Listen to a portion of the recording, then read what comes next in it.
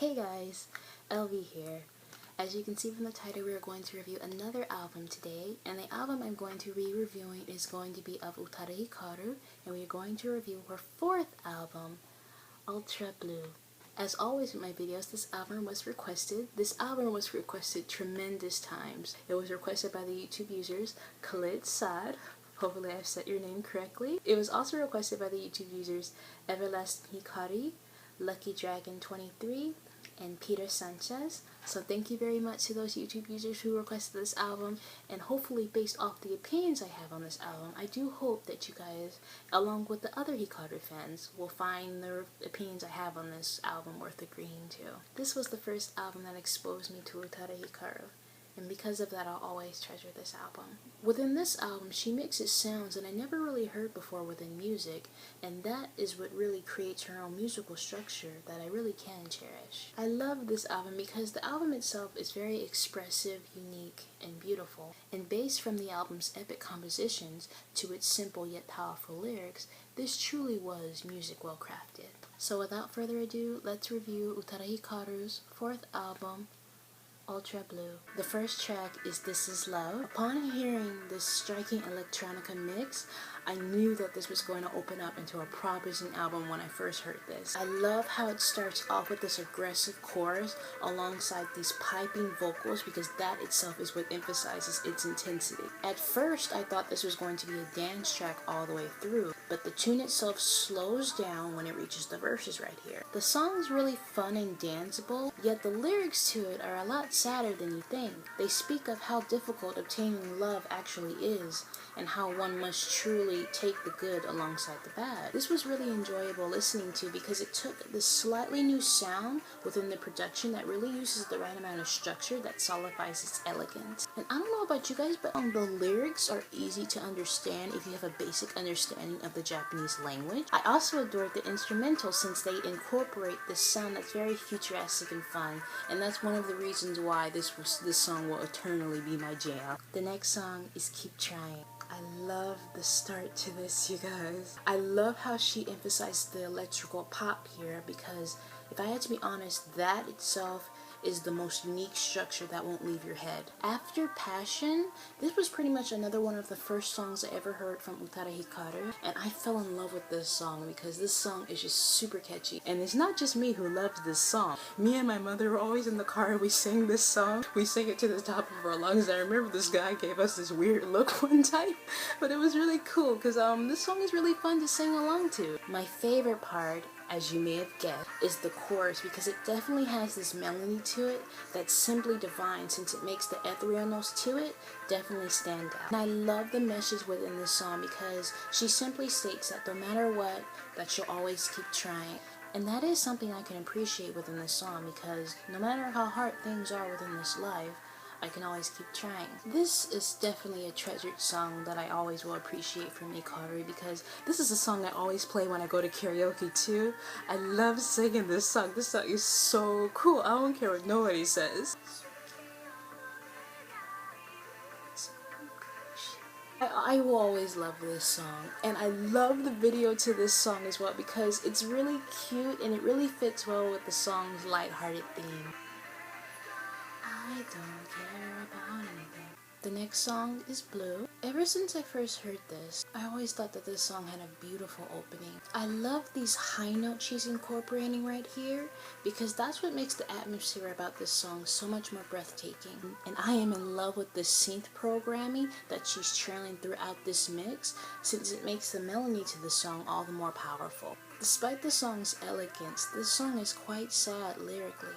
Based off these lyrics, I'm not completely sure who this song is directed to. It could have been her then husband, because the lyrics do speak from a relationship standpoint, since she keeps asking this person to please stop asking her questions because they're making her blue. Based off interpreting these lyrics, I truly think that the distortion within the chorus here makes sense because it truly has this painful touch to it, since it definitely emphasizes the feelings of helplessness and anger. But the part of this song that truly emphasizes the song's painfulness has to be the bridge that's coming up right here. Well, from reading people's reviews, it seems a lot of people didn't like the highness that she's displayed within her vocals right here. To be honest with me, I thought this was beautiful because it truly symbolizes the pain of this song.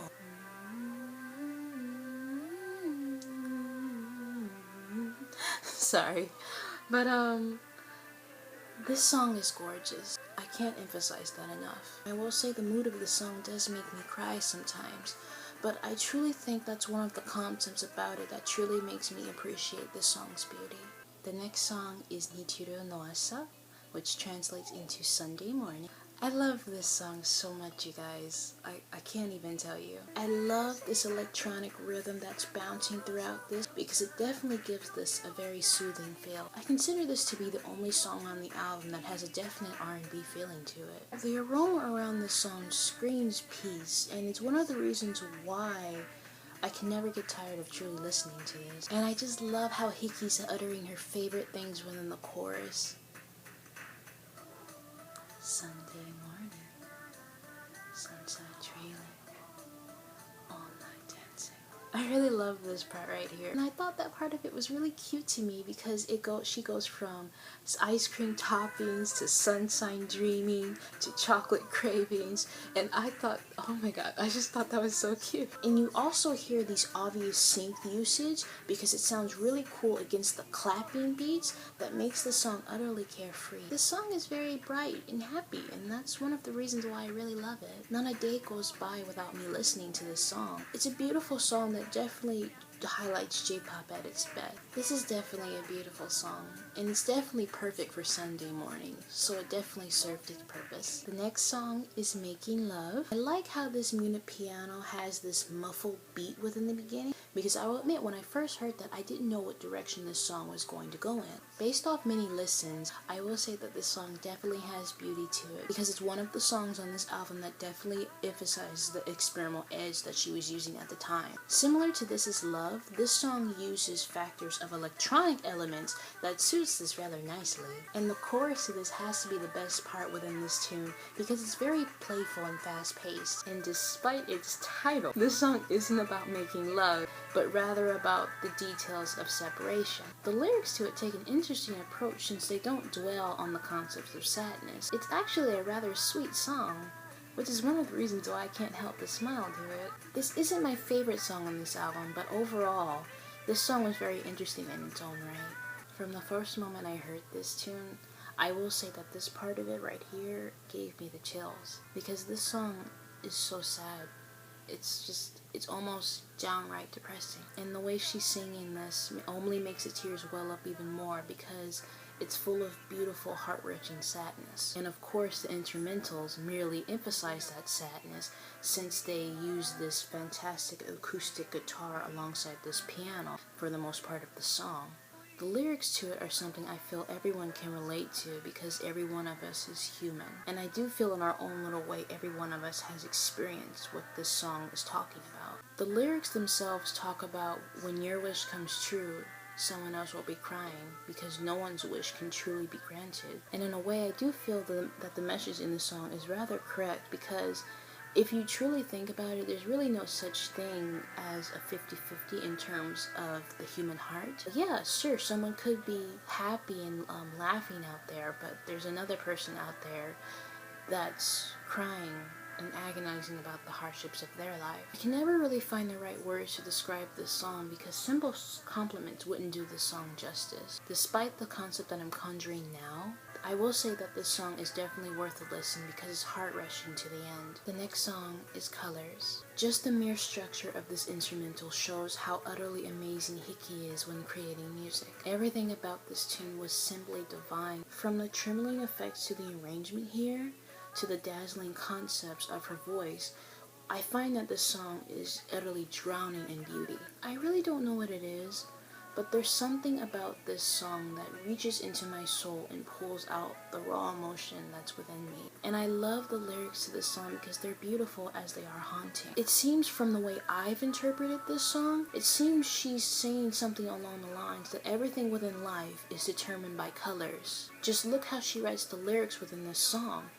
She's using the concepts of colors to interpret their overall meaning to her. And I feel the music video to this song easily reflects that too. And from the way the song is structured, it seems this song was also heading toward the concepts of true identity. Because when you really think about it, when a person isn't true to themselves, the person is then burdening themselves to the world around them, which causes the colors around them to change. Analyzing this song was truly interesting because this is a song that truly lives within its message. And despite the conclusions I've come up with this song, there's still a lot that in this song that I don't really know. I feel the lyrics of the song can vary because many people can look at this song and find a different conclusion to it. Based off how I've analyzed this song, I feel this song analyzes the structure of colors and how it defines people and their identities. And despite how the theories that I've come up with this song, I do feel this is a song I'll never truly get because it's written in a perspective where I feel only Hiki can understand. This song intrigued me to the point where I wrote an essay about it. I'm gonna show you my essay. I wrote an essay about this song. It's an old essay, but I wrote an essay about this song. And I got an A, y'all. The next song is One Night Magic featuring Yamada Masashi. First thing I should say about this track is that I like how she placed it within the middle since it momentarily takes a break from the ballads that are soon about to develop this album. The song itself is quite magical. It reminds me of something I'd probably hear in Disney music, which is a really good reminder if I had to be honest with you guys. I really enjoyed listening to this song a lot because as always the music itself is well crafted based off its gorgeous electronic arrangement. This song is insanely catchy. I really don't see myself ever tiring of this. And the thing that also intrigued me about this song was that this was also Hiki's first collaboration within her Japanese career. And while I have nothing against this song, I will say I don't really understand why this song was considered a duet since Hiki easily drowns out Masashi's voice. Yet despite that confusion, I will say that I did like his additional vocals since he does blend very well with Hikaru's vocals. The next song is Kairo, which translates into Sea Route. From the moment I heard this opening, I thought the instrumentals really did sound like you hear something based off a journey to the sea. And I like how the song starts off really slow here because it really overemphasizes its mystery theme. But as the song keeps playing, the song picks up, and I really like that because the instrumental becomes even more complex. But then later on as the song progresses, it dies down again and then slowly picks up again. All of which I found extremely interesting about this song. Based off the lyrics to this song, the song itself seems to tell a story, and a very vague one at that. All of which I found really weird to me because with Hiki, I feel with Hiki, I can easily interpret what she's trying to say. I feel with Hiki, she writes her lyrics in a way that's somewhat easy to understand its overall message.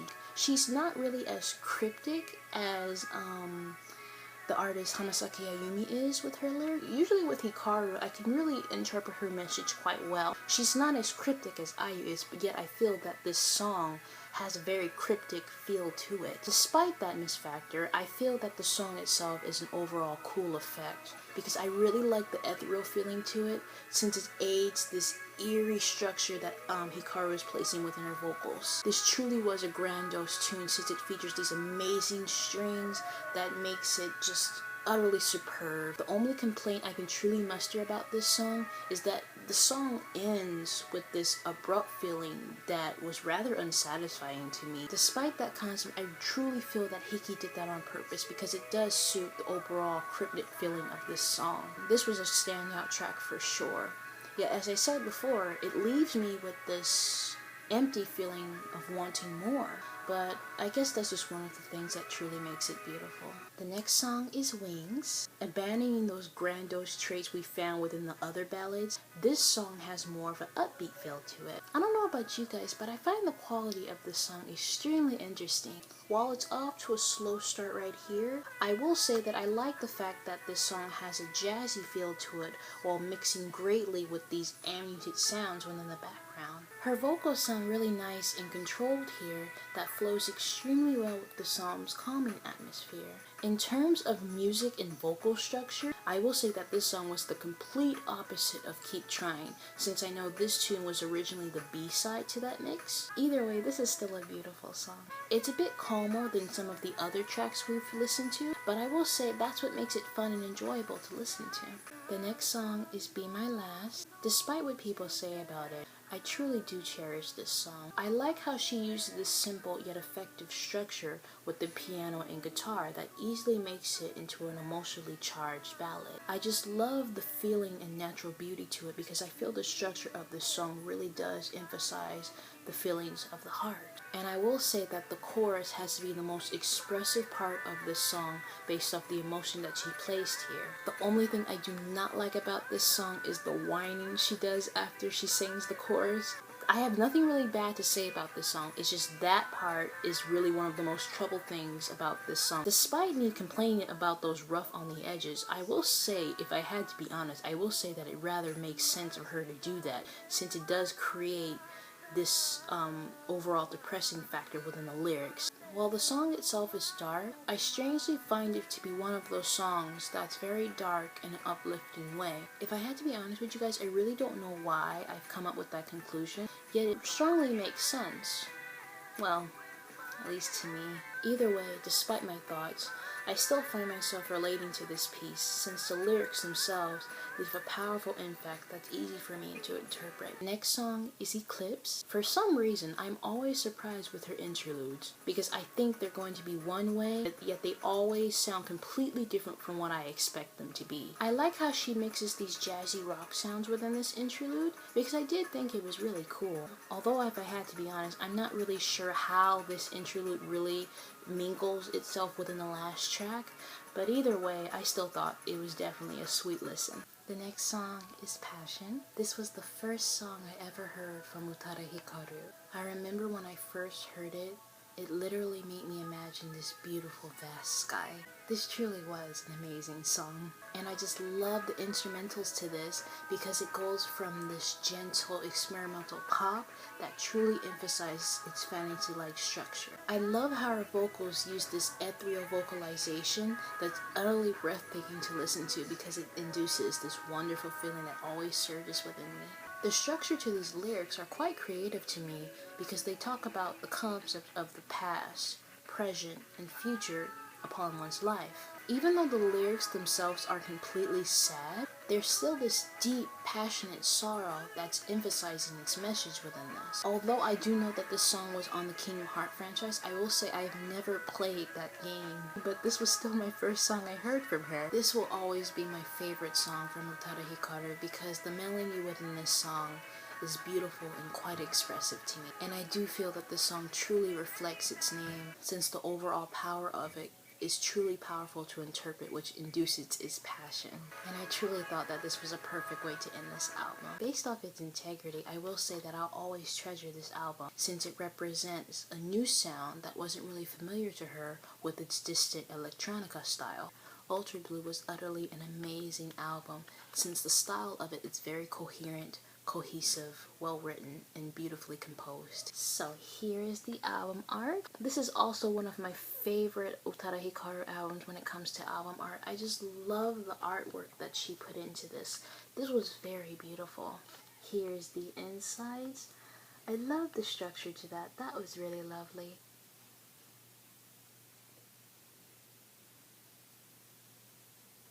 I just love the detail she poured into this. That was very beautiful.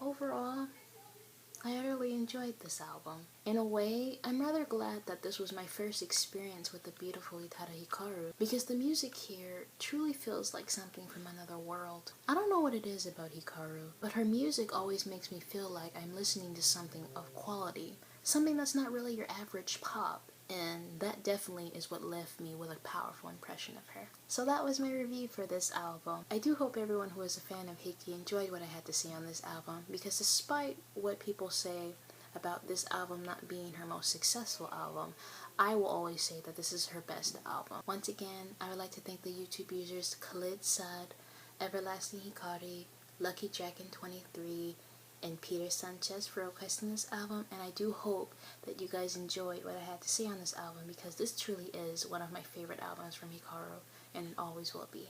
As always with my videos, the next review that's going to come up is going to be a request, and for anyone who would like to give me a person they would like me to review, just leave it in the comments below or inbox me, doesn't really matter, and I'll be sure to get to it in the future. So until next time, you guys, bye!